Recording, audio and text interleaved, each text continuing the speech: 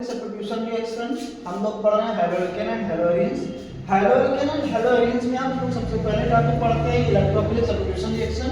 Electrophilic substitution reactions हम लोग पढ़ते हैं, इसका मतलब क्या है? जो इलेक्ट्रोफिलिक सब्स्टिट्यूशन रिएक्शन होगा वो मोस्टली आर्थो या पैरा डायरेक्टिव ग्रुप पर इफेक्ट करता है। हम इलेक्ट्रोफिलिक सब्स्टिट्यूशन रिएक्शंस जब मोस्टली पढ़ते हैं तो क्लास 11th में हम रेजोनेटिव स्ट्रक्चर के बारे में पढ़ा गया। जो रेजोनेटिव स्ट्रक्चर है, रेजोनेटिव स्ट्रक्चर ये बताता है कि जो बेंजीन है, बेंजीन में डबल बॉन्ड आते कैसे हैं। हम देखते हैं हर एक कार्बन के बीच में, हर एक कार्बन के बीच में सिंगल बॉन्ड, कहीं डबल बॉन्ड, कहीं सिंगल बॉन्ड, कहीं डबल बॉन्ड प्रेजेंट है। तो क्या पूरे के पूरे बेंजीन रिंग में ऐसा सिस्टम अवेलेबल है? तो इसके लिए हम लोग देखते हैं एक इस तरह से स्ट्रक्चर ड्रा किया गया, वो भी बेंजीन है। एक इस तरह से स्ट्रक्चर ड्रा किया गया, वो भी किसका स्ट्रक्चर है? बेंजीन का स्ट्रक्चर है। कभी कभी हम लोग इस तरह के भी स्ट्रक्चर को ड्रा करते हैं जिसको कहते हैं बेंजीन है, लेकिन कंफ्यूजन ये होता है कि ये वाला स्ट्रक्चर हमको इस तरह दिख रहा है, ये स्ट्रक्चर इस तरह दिख रहा है, स्ट्रक्चर इस तरह दिख रहा है। इसको हम कहां सेटिस्फाइड करते हैं? इसको सेटिस्फाइड करने के लिए हम लोग रेजोनेटिव स्ट्रक्चर देखते हैं। जो रेजोनेटिव स्ट्रक्चर है हम लोग किसकी बात करते हैं? हम लोग हैलोएरीन्स की बात करते हैं। हैलोएरीन्स का मतलब कोई हैलोजन फैमिली का मेंबर है।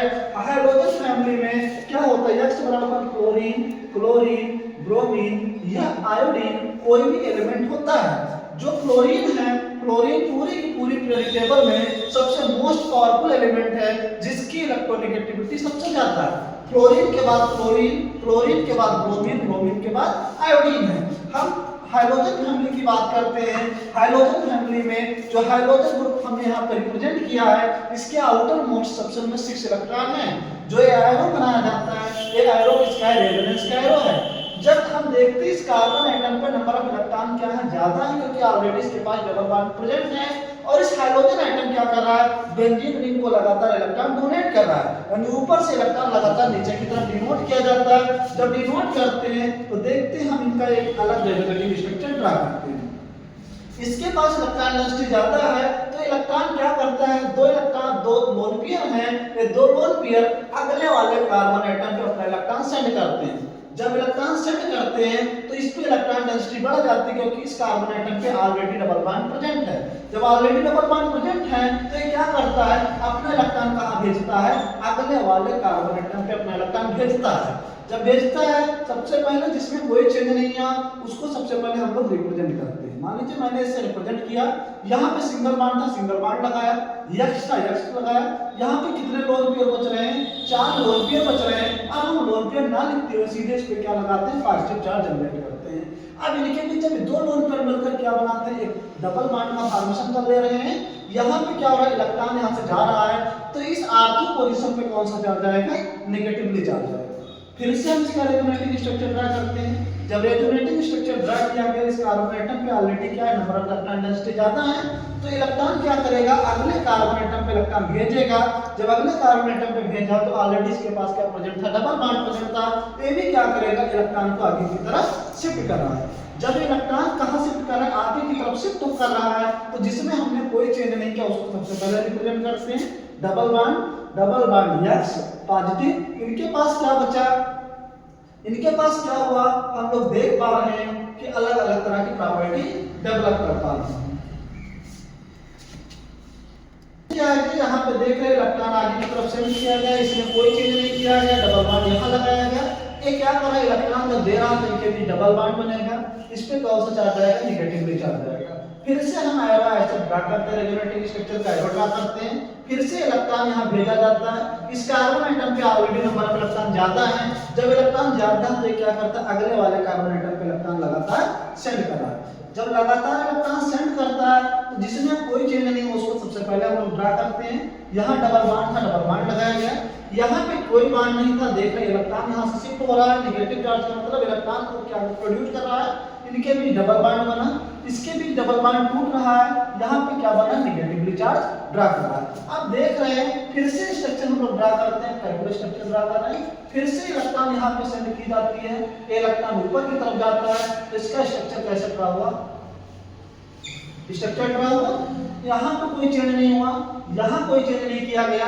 इनके बीच क्या बना, डबल बॉन्ड, यहाँ से डबल बॉन्ड ब्रेक डाउन हुआ, फिर से एक्स पे कौन सा चार्ज है, नेगेटिवली चार्ज है। कितने रेजोनेटिंग स्ट्रक्चर बने हैं, first, second, third, fourth, fifth. जो ये स्ट्रक्चर बनते हैं, इस सारे स्ट्रक्चर को हम क्या कहते हैं, रेजोनेटिंग स्ट्रक्चर कहते हैं।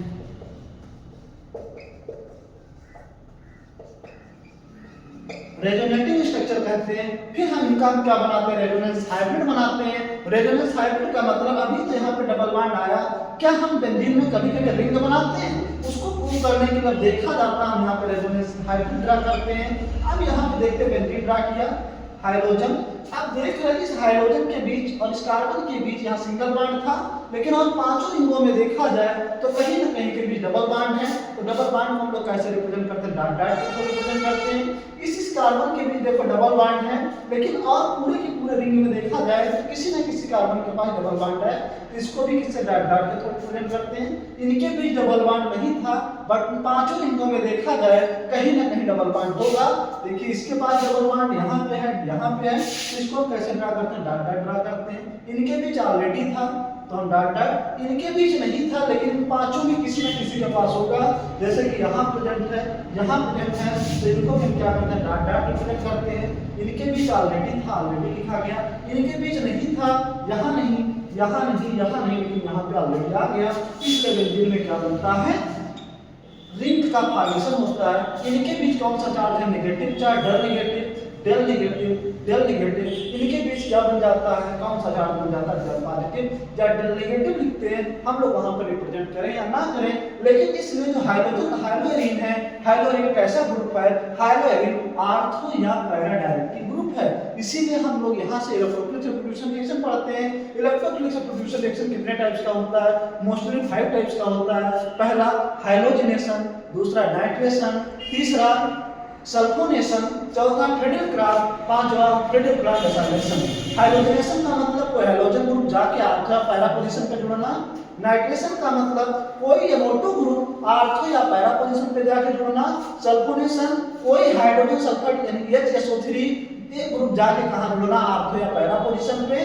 फ्रेडल-क्राफ्ट में CH3Cl होता है, यानी एनहाइड्रस LCO3 के प्रेजेंस में CH3Cl को गर्म करते हैं तो वहां से क्या जुड़ता है, CH3 जाके जुड़ता है आर्थो या पैरा पोजीशन में। फ्रेडल-क्राफ्ट एसाइलेशन है, यहाँ पे CH3COCl होता है, यहाँ पे Cl रिप्लेस कर दिया जाता है, CH3CO आके जुड़ जाता है। इसके बाद हम लोग पढ़ेंगे hydrogenation, sulphonation, nitration, Friedel-craft acylation. इनके बारे में हम लोग एक एक करके पढ़ते हैं।